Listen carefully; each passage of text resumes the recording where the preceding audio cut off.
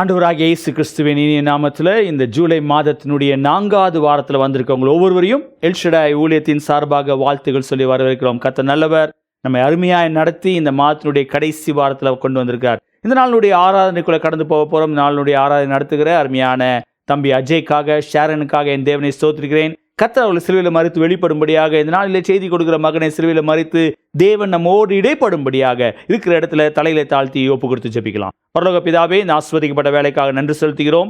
இந்த அருமையான காலவேளையில் உங்களுடைய சமூகத்தில் கடந்து வர நீங்கள் கொடுத்த கிருபைக்காக நன்றி. இந்த ஜூலை மாதத்தினுடைய 4வது வாரத்தில் நாங்கள் கடந்து வந்திருக்கிறோம். ஆண்டவரே, இந்த நாளுடைய ஆராதனை நீங்கள் பொறுப்பேற்றுக் கொள்ளுங்க. இதை பார்த்து கொண்டிருக்க ஒவ்வொருவருக்கும் வேண்டிய கிருபைகளை தாங்க. விசேஷமாக இந்த நாளுடைய ஆராதனை நடத்துகிற அஜய்க்காக, ஷாரனுக்காக ஜெபிக்கிறோம். கர்த்தர் அவர்களை சிலுவையில் மறித்து வெளிப்பட வேண்டுமாய் ஜெபிக்கிறேன். நீர் பேசுகிற தேவன், எங்களோடு நீங்கள் இடைப்படுங்க. அருமையான மகளை சிலுவையில் மறித்து நீங்கள் வெளிப்பட வேண்டுமாய் ஜெபிக்கிறோம். ஆண்டவரே இயேசப்பா, உங்கள் நீங்கள் பொறுப்பேற்றுக் கொள்ளுங்க. இதை பார்த்து கொண்டிருக்க ஒவ்வொருவருடைய உள்ளான மனுஷனை பலப்படுத்துங்க. பெரிய காரியங்களை செய்வீராக. இயேசு மூலமாய் ஜெபிக்கிறோம் நல்ல பிதாவே, ஆமென், ஆமென். இப்பொழுதும் ஆராதனைகளை போவோம். கரங்களை தட்டி உற்சாகமாய் பாடுவோம். கர்த்தர் பெரிய காரியங்களை செய்வார். ஆமென். On behalf of El Shaddai, we welcome you to the 4th week worship session. Let's go ahead with the worship.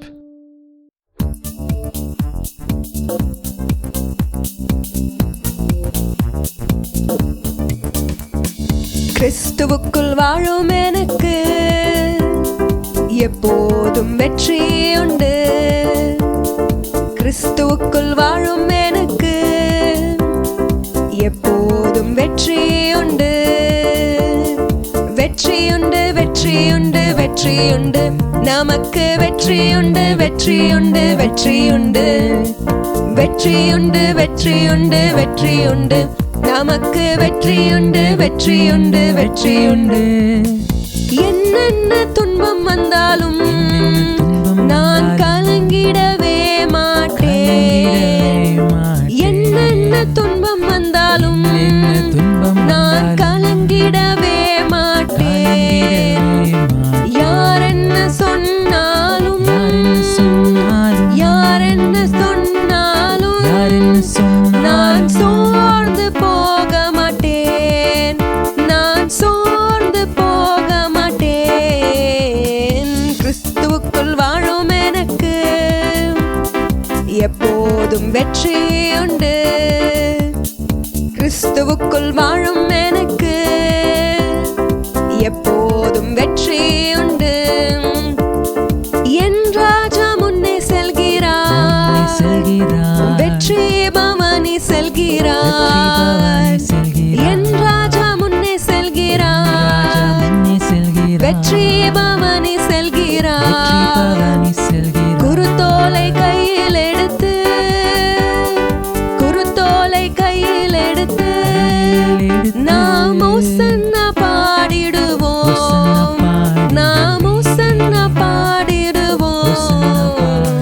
கிறிஸ்துவுக்குள் வாழும் எனக்கு எப்போதும் வெற்றி உண்டு. கிறிஸ்துவுக்குள் வாழும் எனக்கு எப்போதும் வெற்றி உண்டு.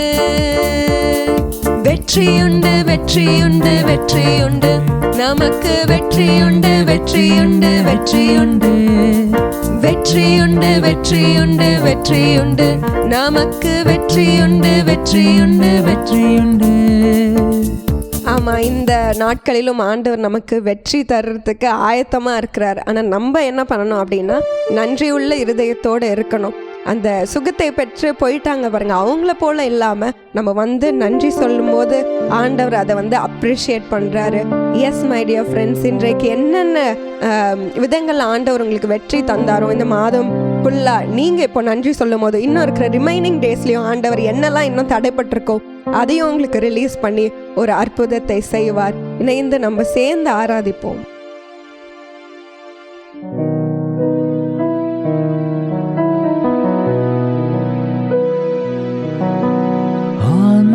Words fall short.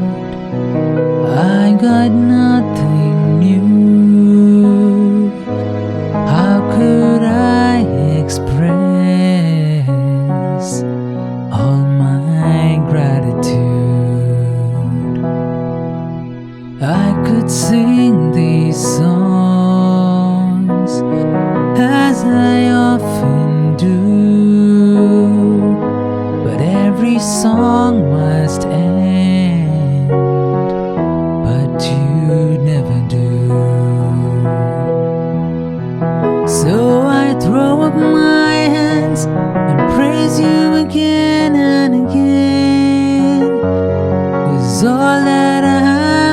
is a hallelujah, hallelujah. And I know it's not much, but I've nothing else fit for a king except for a heart singing hallelujah, hallelujah.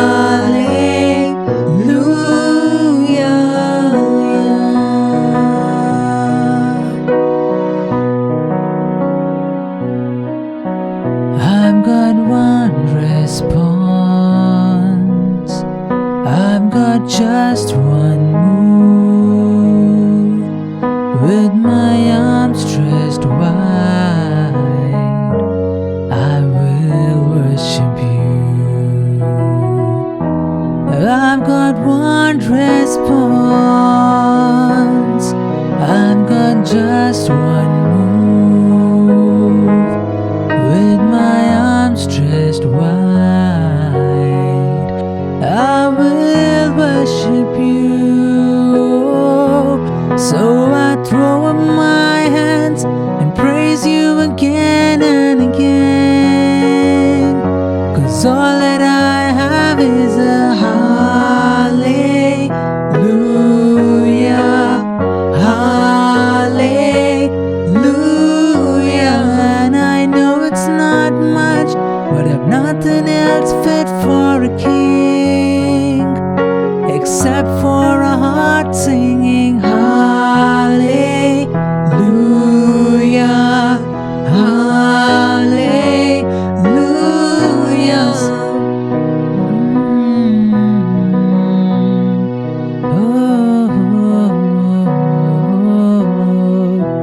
So I throw up my hands and praise you again and again, 'cause all that I have is a hallelujah, hallelujah. And I know it's not much, but I've nothing else fit for a king except for a heart singing hallelujah, hallelujah.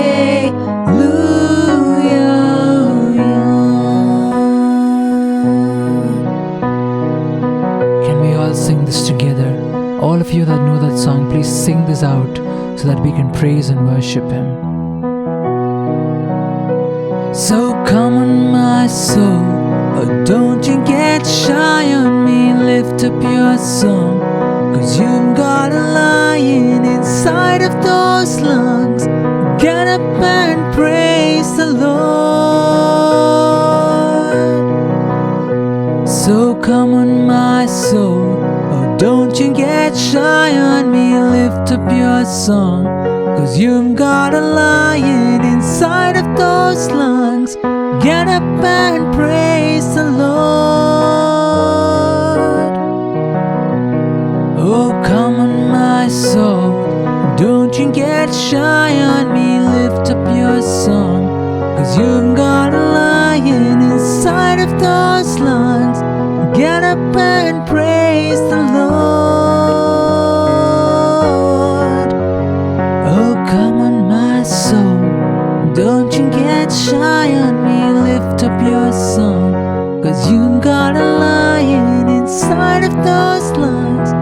Get up and praise the Lord.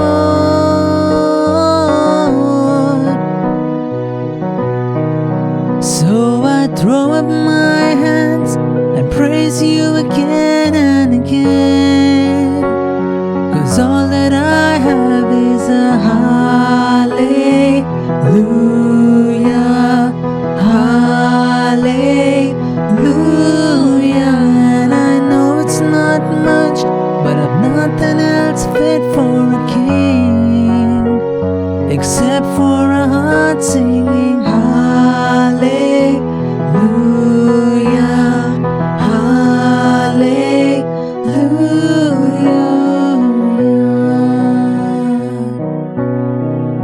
So I throw up my hands and praise you again and again.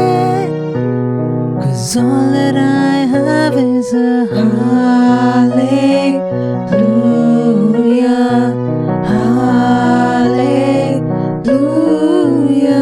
And I know it's not much, but I've nothing else fit for a king except for a heart singing hallelujah, hallelujah.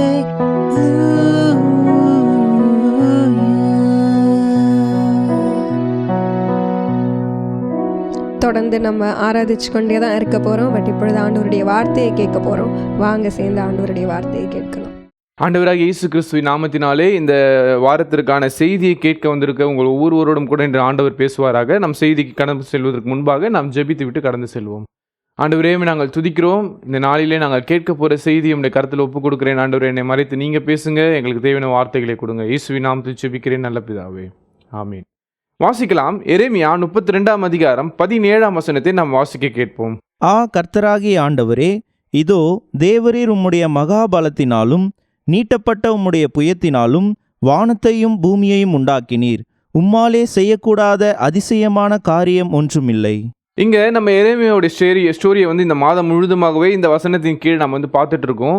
உம்மாலே செய்ய முடியாத அதிசயமான காரியம் ஒன்று உண்டோ அப்படின்னு சொல்லிட்டு இந்த எரேமியா வந்து இங்க செய்தியை வந்து ஆரம்பிக்கிறார்.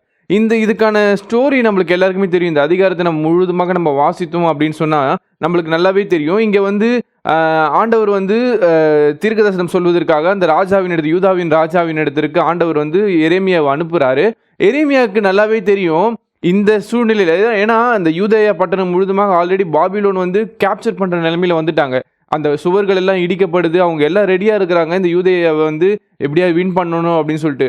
இந்த ராஜாவுக்கெல்லாம் கொஞ்சம் ஹோப் இருக்கும், எப்படியாவது நம்ம இவங்களுக்கு போரிட்டு நம்ம வின் பண்ணலாம் அப்படின்னு சொல்லிட்டு. ஆனால் இங்கே எரேமியா கிட்ட ஆண்டவர் சொல்கிற வார்த்தை என்ன சொல்கிறார் அப்படின்னு சொன்னால், பாபிலோன் ராஜா உன்னை வந்து கொண்டு போயிடுவான், இந்த பட்டணம் முழுதுமாக அடிக்கப்படும், இந்த பட்டணத்தில் இருக்கிறவங்க எல்லாம் சிறைப்பட்டு போயிடுவாங்க அப்படின்னு சொல்லிட்டு நீ வந்து போயிட்டு அந்த ராஜாவினிடம் போயிட்டு நீ தீர்க்கதரிசனம் சொல்ல வேண்டும் அப்படின்னு சொல்கிறாரு. அப்போது இந்த எரேமியாவுடைய சாப்டர்ஸ் ஃபுல்லாகவே நம்ம வாசித்தோம் அப்படின்னு சொன்னால் கிட்டத்தட்ட ஒரு 50 வருடங்களாக ஆண்டவருடைய வார்த்தையை சுமந்த இந்த மனுஷன் நம்ம நிறைய இடத்துல பார்க்குறோம். எரேமியா அநேக இடத்துல போய் சொல்கிறாரு, ஆண்டவர் இடத்துல மனம் திரும்புங்கள் அப்படின்னு சொல்லிட்டு சொல்லுவார். ஆனால் அந்த பட்டணம் முழுதுமாகவே வந்து பார்த்தீங்கன்னா அவங்க எல்லா விதமான பாவங்களையும் செய்து அவங்க மனம் திரும்பக்கூடாதபடி இருந்தாங்க. எரேமியா அநேக முறை அநேகருக்கு தீர்க்கதரிசனம் சொல்லியும் அநேக ஆண்டவருடைய வார்த்தைகளை சொல்லியும் யாருமே மனம் திரும்ப முடியாத நிலைமையில் இருந்த போது கூட இந்த எரேமியா ஆண்டவருக்கு உண்மையாக அவர் சொன்ன வார்த்தைகள் எல்லாவற்றையும் செய்கிறார்.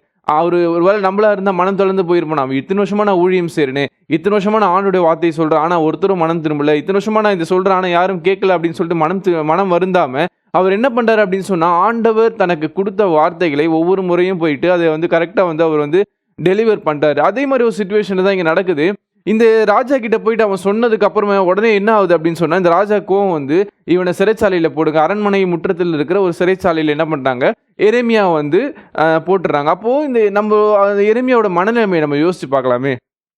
ஊரில் சுற்றி எல்லா இடத்துலையுமே வந்து போர் நடக்குது, பஞ்சங்கள் வந்துடுச்சு, எனி டைம் நம்மளை வந்து அட்டாக் பண்ணலாம். இந்த டைமில் ஆண்டோடைய தீர்க்கதரிசனம் சொல்லி இந்த வருத்தமான நிலைமையில் இந்த கஷ்டமான நிலைமையில் இன்னும் கஷ்டத்தை கொடுப்பதற்கு என்ன பண்ணுறாங்க, தூக்கி இவனை ஜெயிலில் போட்டிருக்காங்க, ஒரு சிறைச்சாலையில் வந்து வச்சுருக்காங்க. இவருடைய மனநிலைமை யோசிச்சு பாருங்க. அந்த மனநிலைமையில் சொல்லப்படுகிற வார்த்தைகளை தான் நாம் வந்து இந்த அதிகாரத்தை முழுதுமாக பார்க்குறோம். இவர் ஜெயிலில் இருக்கும்போது ஆண்டவருடைய வார்த்தை இவருக்கு உண்டாகி, அப்போ ஆண்டவர் கிட்ட ஒன்று சொல்கிறாரு, இப்போது உன் பெரிய தகப்பனுடைய பையன் வந்து வருவான், அவன் உனக்கு வந்து ஒரு லேண்டு விற்கணும்னு சொல்லுவான்.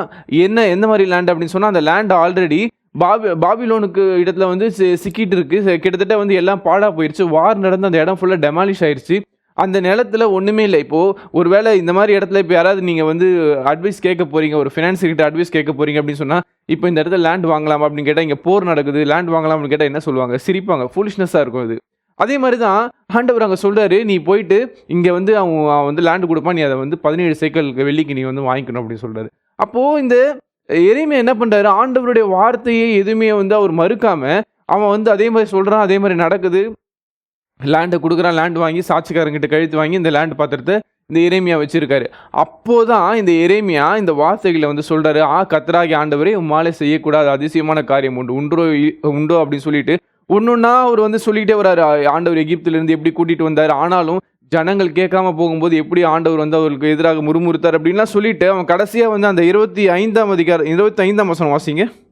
கர்த்தராகிய ஆண்டவரே, கர்த்தராகிய ஆண்டவரே, நகரம் கல்தேயரின் கையிலே கொடுக்கப்படுகிறதா இருந்தும் கல்தேயரின் கையில் கொடுக்கப்படுகிறதா இருந்தாலும் தேவரீர் என்னை நோக்கி நீ உனக்கு ஒரு நிலத்தை விலைக்கிரமையாக கொண்டு அதற்கு சாட்சிகளை வை என்று சொன்னீரே என்றான்.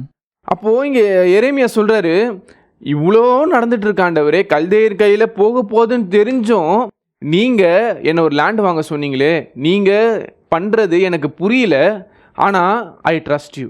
இன்னைக்கு என்னுடைய மெசேஜோட டைட்டில் வந்து அதுதான், can I trust God when I don't understand. இவ்வளோ நடந்துட்டு இருக்கு, இதை வந்து இந்த லேண்ட் வந்து நாங்கள் ஸ்லேவாக போக போகிறோம், என்ஸ்லேவாக போக போகுது, அப்போ போய் நான் இந்த லேண்ட் வாங்கி நான் என்ன பிரயோஜனம் எனக்கு, ஆனாலும் உம்மால செய்ய முடியாத அதிசயமான காரியம் ஒன்றுமே இல்லை ஆண்டவரே அப்படின்னு சொல்லிட்டு தான் அந்த எரேமியா முடிக்கிறார். இந்த வசனங்கள் எல்லாம் சொல்லி முடிக்கிறாரு. இன்றைக்கு நம்மளுடைய வாழ்க்கையில் can we trust God when we don't understand. அவருடைய வழிகள் நம்மளுக்கு தெரியாத போது நம்ம சுற்றி இப்போ எரேமியாவை பார்க்கும்போது ஃபுல்லாக போர் நடந்துட்டு இருக்கு, அவரை தூக்கி ஜெயிலில் வச்சிருக்கிறாங்க. இந்த டைமில் யாராவது ஜெயிலில் இருக்கும்போது லேண்ட் வாங்குவாங்களா? ஜெயிலில் இருக்கும்போது எப்படா வெளியே வரும் தான் யோசிப்பான். ஆனால் ஆண்டவர் ஒரு வித்தியாசமான காரியத்தை பண்ணுறாங்க, நீ போயிட்டு என்ன பண்ணு லேண்ட் வாங்குன்றாரு. அவன் அதே சொல்றதை செய்கிறான். இன்றைக்கு இப்படிப்பட்ட சூழ்நிலைகள் வரும்போது உங்களுக்கு மாறாக வித்தியாசமானதாக உங்களுடைய அறிவுக்கு எட்டாத ஒரு காரியம், புரியாத ஒரு காரியத்தை ஆண்டவர் செய்ய சொல்கிறார் அப்படின்னு சொன்னா நீங்க அதை செய்வீர்களா? உங்களால் இதை புரிந்து கொள்ள முடியாது அப்படின்னு சொன்னா நீங்க ஆண்டவரை நம்புவீங்களா? அதுதான் இன்னைக்கு ஆண்டவர் சொல்ல. அதுக்கப்புறம் சொல்றாரு, 27ஆம் வசனத்துல சொல்றாரு, என்னால் செய்ய முடியாத அதிசயமான காரியம் ஒன்று உண்டு அப்படின்னு. ஏன்னா உண்டுன்னு சொல்லலை, உண்டு அப்படின்னு சொல்லிட்டு ஆண்டவர் வந்து அதுக்கப்புறம் கடைசியில் வாசிக்கும் போது அவர் சொல்றாரு, நான் மறுபடியும் இந்த லேண்ட் எல்லாத்தையுமே வந்து இஸ்ரவேலுக்கு மறுபடியும் கொடுப்பேன், யூதாவுக்கு திருப்பி கொடுப்பேன், இந்த இடத்துல மறுபடியும் எல்லாம் சந்தோஷமா இருப்பாங்க எல்லாமே. கடைசியாக வந்து அந்த அதிகாரத்தை முடியும் போது ஆண்டவர் சொல்வார், மறுபடியும் இங்கே நிலம் கொள்ளவும் நிலம் விற்கவும் செய்வாங்க அப்படின்னு சொல்லிட்டு அதுக்கான அடையாளமாக எரேமியாவே ஆண்டு வந்து லேண்ட் வாங்க சொல்றாரு அப்படின்னு சொல்லிட்டு வந்து நம்ம பார்க்குறோம். இன்றைக்கு அநேக நேரத்தில் நம்மளுக்கு முன்பாக இருக்கிற சிச்சுவேஷன்ஸ், நம்மளுக்கு முன்பாக இருக்கிற சூழ்நிலைகள் எல்லாம் இந்த லேண்டு மாதிரி தான். இந்த வேஸ்ட் லேண்டை வாங்கி நான் என்ன பண்ண போறேன், இதை வச்சு நான் என்ன பண்ண போறேன் ஆண்டவரே, ஆனாலும் இதை நீங்க எனக்கு கொடுக்குறீங்க, என் வாழ்க்கையில் இந்த கஷ்டத்தை நீங்க அனுமதிக்கிறீங்களா ஆண்டவரே? நாங்கள் உங்ககிட்ட கேட்டது சந்தோஷத்தை தான் ஆண்டவரே, ஆனால் நீங்க எனக்கு வருத்தத்தை கொடுத்துருக்கீங்க ஆண்டவரே. நாங்கள் உங்ககிட்ட கேட்டது நல்ல சுகத்தை ஆண்டவரே, ஆனால் எனக்கு நீங்க கொடுத்துருக்கிறது நோய் தான் ஆண்டவரே. நாங்கள் உங்ககிட்ட கேட்டது வேற ஆண்டவரே, ஆனால் எங்களுக்கு கிடைச்சது வேற அப்படின்னு சொல்லிட்டு நம்ம அநேக நேரத்தை இதை பத்தி யோசிச்சு ஆண்டவர் மேல இருக்கிற விசுவாசத்தை நம்ம விடுகிறவர்களாக இருக்கிறோம். ஆனா இன்னைக்கு ஆண்டவர் சொல்றாரு, நீங்கள் அவரை புரிந்து கொள்ளாத நிலைமையிலும் அவர் மேல நீங்க நம்பிக்கை வைக்கும் போது தேவன் பெரிய காரியங்களை செய்கிறவராக இருக்கிறார் அப்படின்னு சொல்லி பார்க்கிறோம். நம்ம ஒரு 2 ஸ்டோரி வாசிக்கலாம். 2 ராஜாக்கள் 4ஆம் அதிகாரம் 6-7ஆம் வசனத்தை நம்ம வாசிக்க கேட்போம். அந்த பாத்திரங்கள் நிறைந்த பின் அவள் தன் மகன் ஒருவனை நோக்கி, இன்னும் ஒரு பாத்திரம் கொண்டு வா என்றாள். அதற்கு அவன், வேறே பாத்திரம் இல்லை என்றான். அப்பொழுது எண்ணெய் நின்று போயிற்று. போதும். இங்கே நம்ம பார்க்குறோம், ஒரு விதவை எலிசா வருகிறார். அப்போ வந்து நாங்கள் வந்து சாக போகிறோம், இந்த ஊரில் பஞ்சம் இருக்குது, எங்களுக்கு இதுக்கப்புறம் ஒன்றுமே இல்லை, நாங்கள் என்ன பண்ணுறது அப்படின்னு சொல்லி கேட்குறாங்க. அப்போது எலிசா அவங்ககிட்ட ஒன்று கேட்குறாரு, உங்ககிட்ட எண்ணெய் இருக்குது அப்படின்னு கேட்குறாரு. அப்போது அவங்க சொல்கிறாங்க, எங்ககிட்ட ஒரு சின்ன கிண்ணத்தில் கொஞ்சம் எண்ணெய் மட்டும் தான் இருக்குது அப்படின்னு சொல்கிறாரு. அப்போது இந்த எலிசா ஒரு வித்தியாசமான காரியத்தை சொல்கிறார். என்னன்னா, நான் வந்து இந்த எண்ணெயை வைத்து உங்களை ஆஸ்வதிப்பேன்னு சொல்லலை, இந்த எண்ணெயை வச்சு நம்ம எவ்வளோ நாள் உயிரோட வாழ முடியும்? அட்லீஸ்ட் ஒரு 2 நாள் 3 நாள் அதை வச்சு சமைக்கிறதுக்காக நம்மளுக்கு பொருள் இருக்கணும்ல, இந்த எண்ணெயை வச்சு வாழக்கூட முடியாது. அப்போது எதுக்கு எலிசா இந்த மாதிரி ஒரு கேள்வி கேட்குறாரு அப்படின்ற டவுட் வந்து அந்த விதவைக்கும் அந்த 2 பிள்ளைகளுக்கும் இருந்திருக்கும். ஆனால் எலிசா அடுத்த உடனே சொல்கிறாரு, நீங்கள் என்ன பண்ணுங்க, அக்கம் பக்கத்தில் இருக்கிற எல்லா வீட்டுக்கும் போயிட்டு எவ்வளோ பாத்திரம் வாங்க முடியுமோ அவ்வளோ பாத்திரத்தையும் வாங்கிட்டு வாங்க அப்படின்னு சொல்கிறாரு. இவங்க ஒரு வேளை சந்தேகத்தோடு அதை செய்திருப்பாங்க. எரேமியா எப்படி ஆண்டவர் லேண்ட் வாங்க சொன்னார், லேண்ட் வாங்கினாங்களோ, எதுக்கு இந்த பாத்திரத்தை வாங்கி எம்டி பாத்திரத்தை வாங்கி நம்ம என்ன பண்ண போகிறோம், கையில் என்ன வேறு இருக்கான்னு கேட்டார். ஸோ ஒரு மாதிரி கன்ஃபியூஸ் ஸ்டேட்டில் இருக்கிறாங்க. கன்ஃபியூஷனில் தான் நம்ம நிறைய நேரத்தில் நம்மளுடைய வாழ்க்கையில் இதே தான். ஆண்டவர்கிட்ட நம்ம ஒன்று கேட்போம், ஆனால் அவர் ஒன்று பண்ணுவார். ஏன் ஆண்டவர் இதை பண்ணுறீங்க, நான் கேட்டது வேற இல்லை ஆண்டவர் அப்படின்னு சொல்லிட்டு ஒரு கன்ஃபியூஷன் ஸ்டேட்லேயே நம்ம இருப்போம். இங்கேயும் அதே தான் நடக்குது. ஆனால் இவங்க ஒபே பண்ணுறாங்க. ஒபே பண்ணி எல்லா பாத்திரத்தையும் வாங்கி வச்சதுக்கப்புறம் அவங்க என்ன, எலிசா சொல்கிறாரு, எண்ணெயை வந்து ஒன்று வார்த்து வைங்க அப்படின்னு சொல்கிறாரு. அவங்க எவ்வளோ பாத்திரத்தில் வார்த்தாங்களோ எண்ணெய் அதுலேருந்து வந்துக்கிட்டே இருந்தது. கடைசியாக அந்த நம்ம வாஸ்ட் வசனம் பார்த்தீங்கன்னா, பாத்திரம் எங்கேயும் பாத்திரமே கிடைக்கல அப்படின்னு சிச்சுவேஷன் வரும்போது அந்த எண்ணெய் நின்று போனது அப்படின்னு சொல்லி பார்க்கணும். அதுக்கப்புறம் என்ன பண்ணுறாங்க, இதை நீங்கள் விற்று உங்களுடைய ஜீவனத்தை நீங்கள் பண்ணிக்கோங்க அப்படின்னு சொல்லிட்டு எலிசா சொல்லி ஆசீர்வாதம் பண்ணிட்டு போகிறத நம்ம வந்து பார்க்குறோம். இன்றைக்கு ஒருவேளை ஆண்டவர் உங்களுக்கு கொடுக்குற வழி, ஒருவேளை நீங்கள் நடக்கிற வழி உங்களுக்கு புரியாமல் இருக்கலாம். நம்ம வந்து எரேமியா சொன்னது போல, ஆண்டவரே உம்மால செய்ய முடியாத அதிசயமான காரியம் ஒன்றுமே இல்லை என்று சொல்லிட்டு கூட அதுக்கப்புறமா அந்த எரேமியா சொல்றதை பார்க்குறோம். ஆண்டவரே எனக்கு கன்ஃபியூஷனாக இருக்கிறத அவர் அழகாக சொல்கிறாரு, இதெல்லாம் நடக்குது ஆண்டவரே, ஆனாலும் அழிஞ்சு போகிற நாட்டில் என்ன லேண்ட் வாங்க சொன்னீங்களே ஆண்டவரே, நீங்கள் பெரியவர் தான் ஆண்டவரே அப்படின்னு சொல்லிட்டு அவர் ஒரு கன்ஃபியூஷனோட முடிக்கிறார். இன்றைக்கி நம்ம வாழ்க்கையில் கூட ஆண்டவர் உங்களுக்கு செய்ய சொன்னார் அப்படின்னு சொன்னால் நீங்கள் அது சந்தேகப்படாமல் விசுவாசத்தோடு செய்யும்போது நிச்சயமாகவே தேவன் உங்களை கொண்டு பெரிய காரியங்களை அவர் செய்கிறார். இன்னைக்கு ஆண்டவர் ஒருவேளை உங்களை கன்ஃபியூஸ் பண்ணுறாரு அப்படின்னு சொன்னால் உங்களை சோதிப்பதற்காக கிடையாது, உங்களை வித்தியாசமான வழியில் நடத்துவதற்காக மட்டும்தான் இருக்கும். இன்னொரு ஸ்டோரி நம்ம வாசிக்கலாம். அதே 2 ராஜாக்கள் 7ஆம் அதிகாரம் 2ஆம் வசனமும் 19ஆம் வசனத்தையும் வாசிக்க கேட்போம். அப்பொழுது ராஜாவுக்கு கைலாகு கொடுக்கிற பிரதானி ஒருவன் தேவனுடைய மனுஷனுக்கு பிரதியுத்தரமாக, இதோ கர்த்தர் வானத்திலே மதகுகளை உண்டாக்கினாலும் இப்படி நடக்குமா என்றான். அதற்கு அவன், உன்னுடைய கண்களினாலே அதை காண்பாய், ஆனாலும் அதிலே சாப்பிட மாட்டாய் என்றான். நிறுத்துங்க. இங்க ஒரு ஸ்டோரி நடக்குது. இங்க என்ன நடக்குது அப்படின்னு சொன்னா, அந்த நாட்டில் ஃபுல்லா பஞ்சம் நடக்குது. சீரியர்கள் வந்து இஸ்ரவேலை ஃபுல்லா வந்து கொள்ளையடிச்சுட்டு போயிட்டாங்க. அப்போ அந்த ராஜாவுடைய பிரதானி கேட்குறான், அங்க எலிசா வந்து சொல்றாரு, ஆண்டவர் வானத்தின் மதகுகளை திறந்து உங்களை வந்து போஷிக்க போறாரு, நீங்க எல்லாம் வந்து எல்லாருமே நிறைவான அளவுக்கு கோதுமையும் உங்களுக்கு எல்லாமே கிடைக்க போகுது அப்படி சொல்றாரு. அப்போ இவன் அவிசுவாசத்துல சொல்றான், மதகுகளை திறந்தா கூட இவ்வளோ போஷிக்க முடியாது, ஏன்னா அவ்வளோ பஞ்சத்தில் இருக்கு கண்ட்ரி அப்படின்னு சொல்லிட்டு அவன் சொல்றான். அப்போ எலிசா சொல்றாரு, கண்டிப்பா நடக்கும், இது உன் கண்ணால பார்ப்ப, ஆனா நீ விசுவாசிக்கல, அதனால நீ சாப்பிட மாட்ட அப்படின்னு சொல்லிட்டு சொல்றாரு. அதுக்கப்புறமா ஒரு 4 குஷ்டரோகிகளை வைத்து ஆண்டவர் அங்கே ஒரு பெரிய அற்புதத்தை செய்யுது. நம்ம இன்னைக்கு டைம்ல அதனால சீக்கிரம் முடிக்கிறேன். நீங்க அந்த 2 ராஜாக்கள் 7ஆம் அதிகாரத்தை முழுதும் அப்புறம் போய் வாசிச்சு பாருங்க. 4 குஷ்டரோகிகள் அங்கே செத்தாலும் பரவாயில்லன்னு சொல்லிட்டு அந்த சீரியன்ஸோடைய கேம்புக்கு போறாங்க. அங்க போய் பார்த்தா ஆண்டவர் என்ன பண்றாரு, அதுக்கு முன்பாகவே அந்த பெரும் குதிரைகளோட இரைச்சல் சத்தம் கேட்க வச்சு அந்த சீரியர்கள் படைகள்லாம் வந்து ஓடி போக முடி செய்யறாரு. இந்த குஷ்டரோகிகள் என்ன பண்றாங்கன்னா, அவங்களும் சாப்பிட்டுட்டு அந்த ராஜா கிட்ட போய் சொல்றாங்க. திருப்பி வந்து பார்த்தா எல்லாமே அவங்க என்னென்னலாம் கொள்ளையடிச்சிட்டு போனாங்களோ எல்லாமே திருப்பி அங்கே இருக்கு. அந்த சீரியர்களும் வின் பண்ணாங்க, அந்த நாட்டுக்கு பஞ்சமும் இல்லாமல் போச்சு. கடைசியாக தான் அதுக்கப்புறம் அந்த வசனத்தை வாசிக்கணும். அந்த 19ஆம் வசனத்தை வாசிங்க. அதற்கு அந்த பிரதானி தேவனுடைய மனுஷனுக்கு பிரதியுத்தரமாக, இதோ கர்த்தர் வானத்திலே மதகுகளை உண்டாக்கினாலும் இந்த வார்த்தையின்படி நடக்குமா என்று சொல்ல, இவன், இதோ உன்னுடைய கண்களினாலே அதை காண்பாய். இங்க உன் கண்களை அதை காண்பாயின்னு சொல்றான். அதுக்கு ஏற்ற மாதிரி நடக்குது.